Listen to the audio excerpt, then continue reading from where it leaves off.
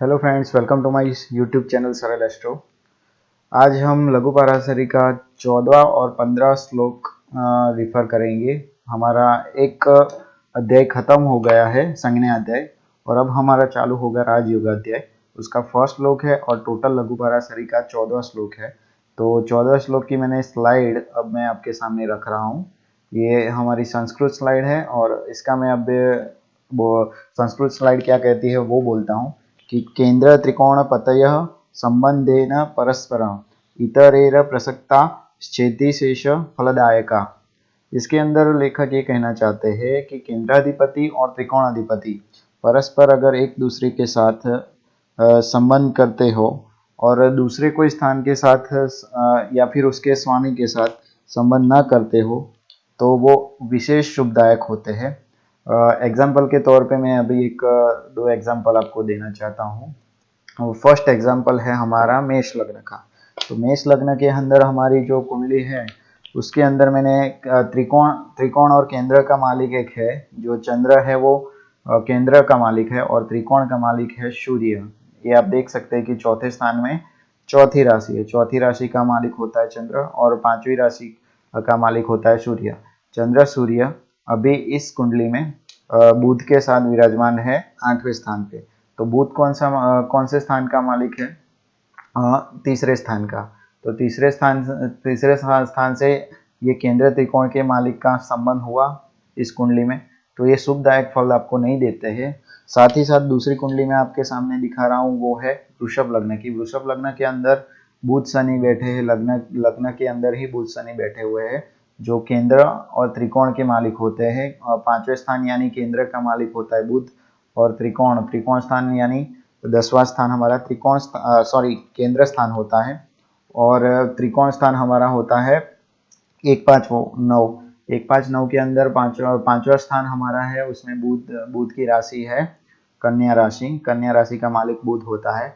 और 10वें स्थान में कुंभ राशि बताई गई है। कुंभ राशि का मालिक होता है शनि। तो यहाँ त्रिकोण का मालिक कौन सा हुआ? बुध। और केंद्र का मालिक हुआ शनि। तो बुध और शनि है वो लग्न के अंदर विराजमान है। वो कोई दूसरे स्थान के स्वामी के साथ संबंध नहीं कर रहे, इसलिए इस कुंडली में बुध और शनि आपको राजयोग या फिर विशेष शुभदायक फल देंगे, ऐसा लेखक का कहना है। फिर से मैं दोहराने की कोशिश कर रहा हूँ उस श्लोक का अर्थ कि केंद्राधिपति और त्रिकोणाधिपति अगर परस्पर संबंध करते हो और वो दोनों किसी और स्थान के मालिक के साथ संबंध ना करते हो तो वो विशेष शुभदायक फल देते हैं। इस और स्थान का मीनिंग ये है कि केंद्र और त्रिकोण के दूसरे केंद्र और त्रिकोण के जो स्थान है उसके मालिक को छोड़ के जो स्थान होते हैं उसकी बात की गई है। दूसरे स्थान की बात जो की गई है वो तो केंद्राधिपति और त्रिकोणाधिपति दूसरे दोनों एक दूसरे के साथ संबंध करते हो, बट वो कोई और स्थान के स्वामी के साथ संबंध न करते हो तो वो विशेष शुभदायक फल देते हैं। तो ये हमारा 14 श्लोक था, इसको मैंने आपको समझा दिया है। अब आते हैं 15 नंबर के श्लोक के साथ जो राजयोगाध्याय का दूसरा नंबर का श्लोक है और टोटल श्लोक नंबर 15 है। लघु पराशरी का 15 श्लोक आ गया है। तो ये मैंने संस्कृत स्लाइड आपको दिखाई है। इसके अंदर दिखाया गया है कि केंद्र त्रिकोण नेतारो दोषयुक्ता वपि स्वयं संबंध मात्रा दिलिनो भवेता योग कारको।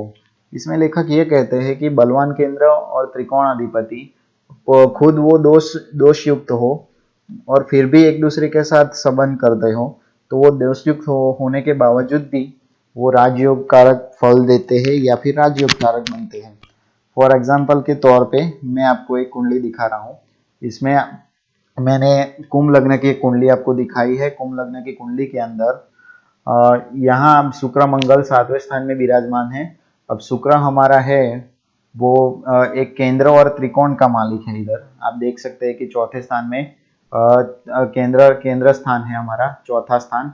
उसका भी स्वामी वृषभ राशि का स्वामी शुक्र है और 9वां स्थान है हमारा जो उसके अंदर तुला राशि है। तुला राशि का भी स्वामी शुक्र होता है और उसके साथ मंगल विराजमान है। तो मंगल वृश्चिक राशि का मालिक मंगल होता है। 10वां स्थान हमारा केंद्र स्थान होता है। तो 10वें स्थान का मालिक मंगल भी शुक्र के साथ विराजमान है।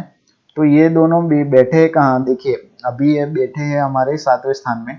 जो शुक्र मंगल है वो 7वें स्थान में बैठे हैं, वो सिंह लग्न की सिंह राशि में बैठे हैं। सिंह राशि आपको पता होगा कि सूर्य और शुक्र की ज्यादा बनती नहीं है, वो एक दूसरे के साथ बैठे हैं लेकिन फिर भी थोड़े दोषयुक्त बनते हैं। शुक्र की वजह से वो दोषयुक्त बन रहा है।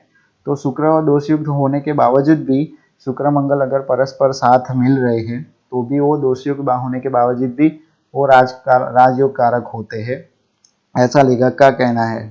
टोटल आपको यही समझना है कि भाई आपको जो बलवान और केंद्र और त्रिकोणाधिपति होते हैं, बलवान केंद्र इधर कौन सा है आपको पहले ये देखना है। बलवान केंद्र हमारा 10वां होता है और त्रिकोण स्थान बलवान कौन सा होता है, 9वां स्थान हमारा बलवान केंद्र स्थान और त्रिकोण स्थान हमारा 9वां स्थान होता है।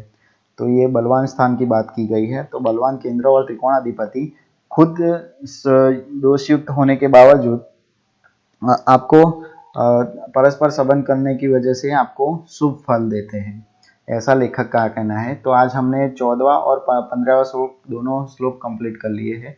एक बार फिर से मैं रिवीजन की ओर बढ़ रहा हूँ, आप देख लीजिए। पहले 14वां श्लोक ये कह रहा है कि केंद्राधिपति और त्रिकोणाधिपति परस्पर संबंध बनाते हैं या फिर परस्पर संबंध करते हैं और वो कोई दूसरे स्थान के साथ संबंध नहीं करते। दूसरा स्थान में त्रिकोण और केंद्र स्थान नहीं आते हैं, केंद्र और त्रिकोण स्थान के अलावा ही दूसरे स्थान आते हैं। तो उसके दूसरे स्थान के स्वामी के साथ संबंध नहीं करते तो वो विशेष शुभ फलदायक देते हैं। और 15वां श्लोक हमारा ये कहता है कि बलवान केंद्र और त्रिकोणाधिपति खुद दोषयुक्त हो और परस्पर संबंध होता हो तो फिर भी वो दोषयुक्त होने के बावजूद भी आपको राजयोग कारक फल देते हैं। तो ये 14 और 15 श्लोक हो गया। आज के लिए बस इतना ही था। अगर आपको ये वीडियो अच्छा लगा हो तो लाइक शेयर एंड सब्सक्राइब जरूर कीजिए। तब तक के लिए मुझे इजाज़त दीजिए। Thank you.